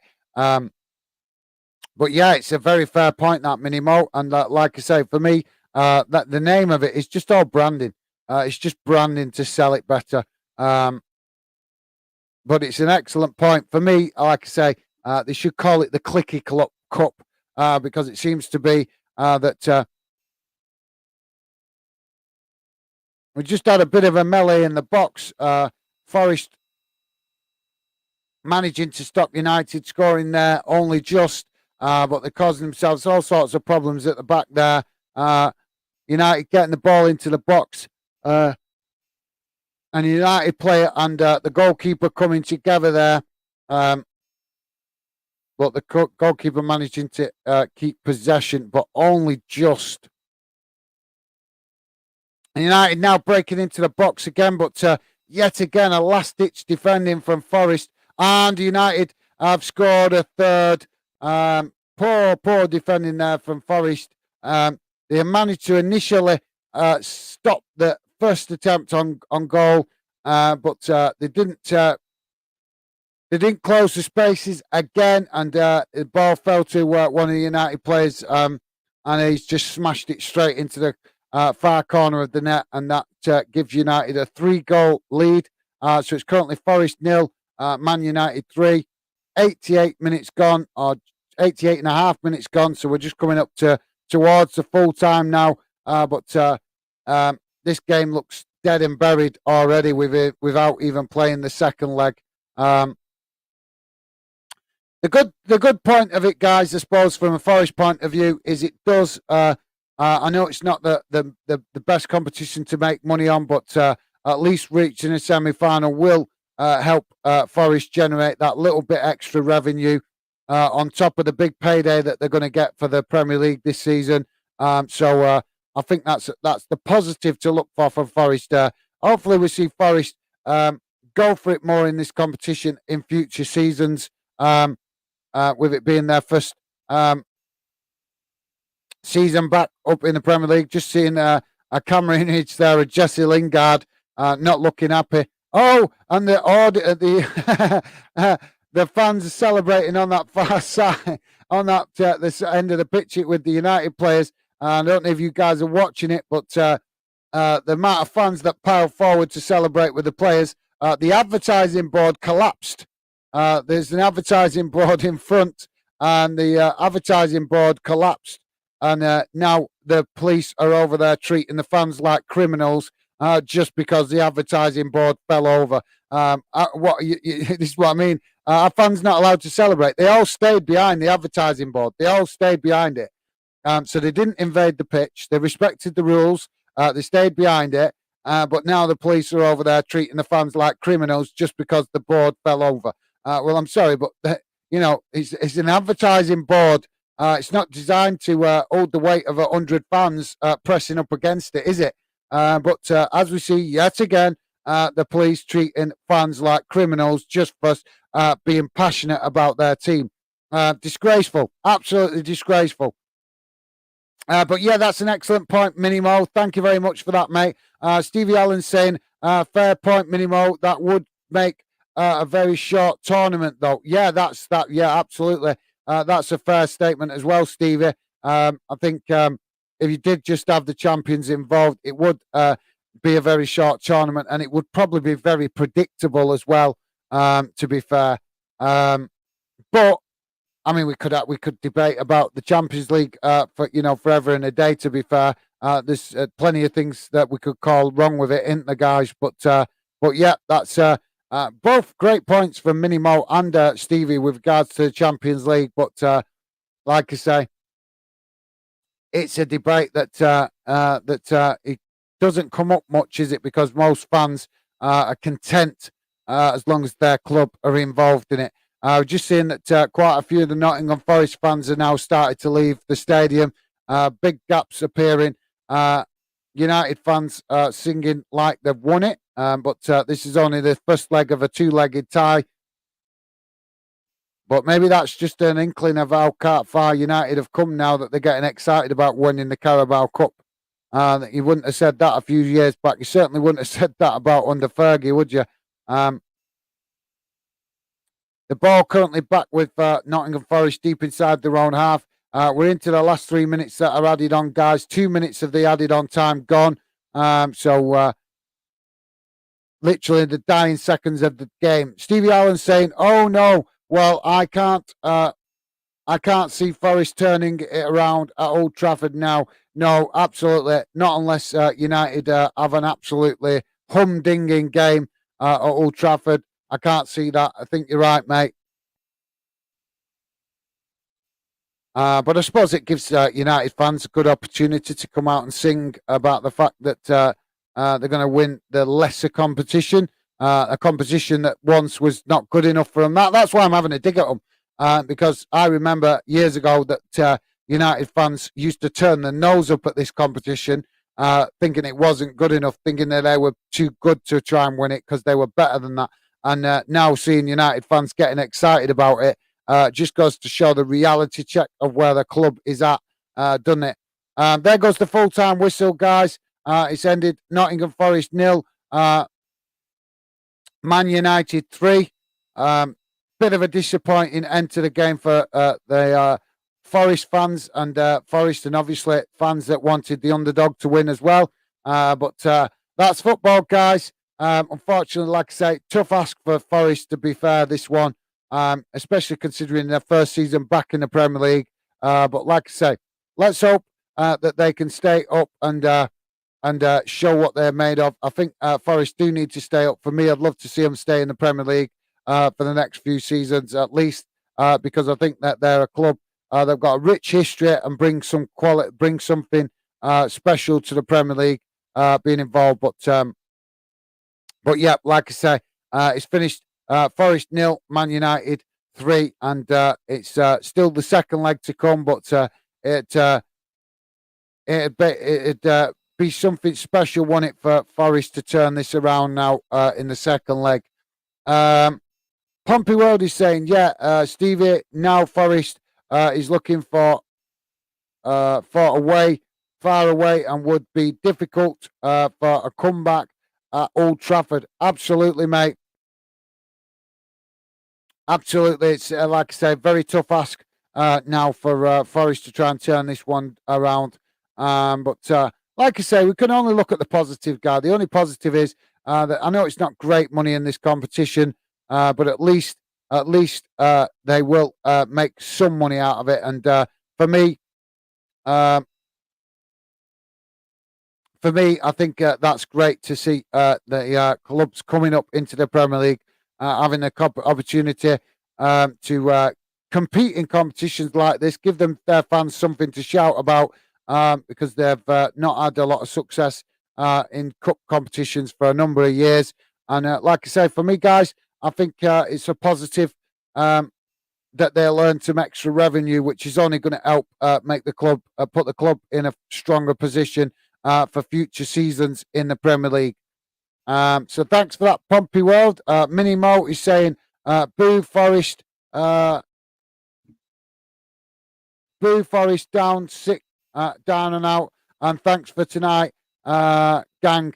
No worries, Mini Mo. Thank you very much for joining us. Been great having you involved. Sorry it wasn't as active in the second half on the pitch or in the chat, but it does sometimes happen when you sometimes fans see the writing on the wall, see how it's going to turn out, and then fans can lose interest. I've noticed that quite a bit being doing this match watch-alongs, that fans can lose interest in the second half. But thank you very much, Mini Mo.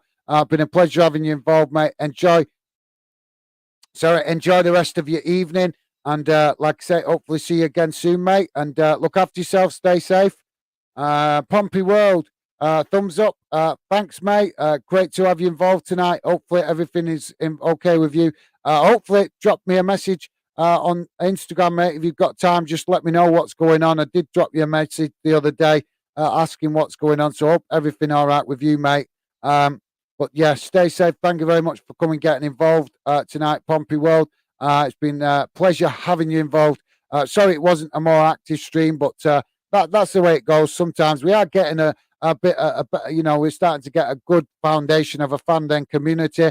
But obviously you guys have also got stuff of your own going on as well.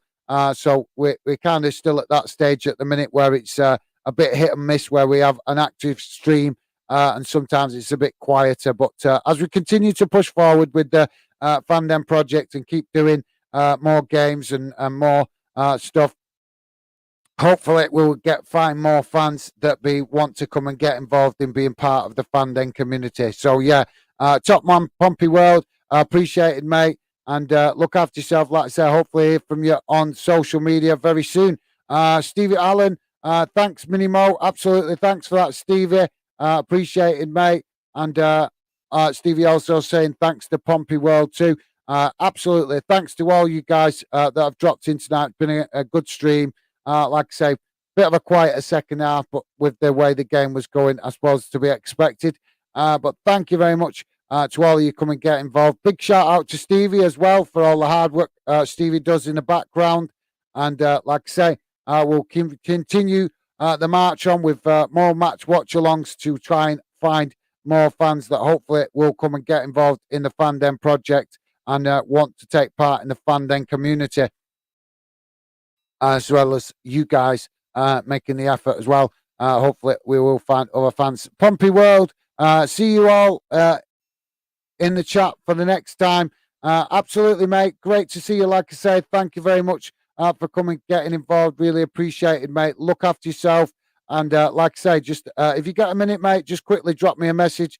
If you could just answer my question. I did ask you. I don't want to discuss it on this live stream, obviously, because it's your private business. But I did drop you a message the other day to, I think it was last week or the week before, just asking what was going on, because obviously things seem to be happening in your world right now, mate. But like I said, I'm not going to get into it on the show. But thank you very much, Pompey World. Like I say, great to have you involved tonight. Shout out also to Mini Mo. And as always, a shout out to Joey as well and Billy. Great to have you guys come and get involved. And also a special shout out to Stevie as well for all the hard work behind the scenes. So yeah, thanks a lot, guys. Like I say, I'm going to call it a night now and go off and spend a bit of time with my lovely missus. And hopefully I'll see you guys again soon. Look after yourselves, stay safe, and I'll see you again soon. Bye for now.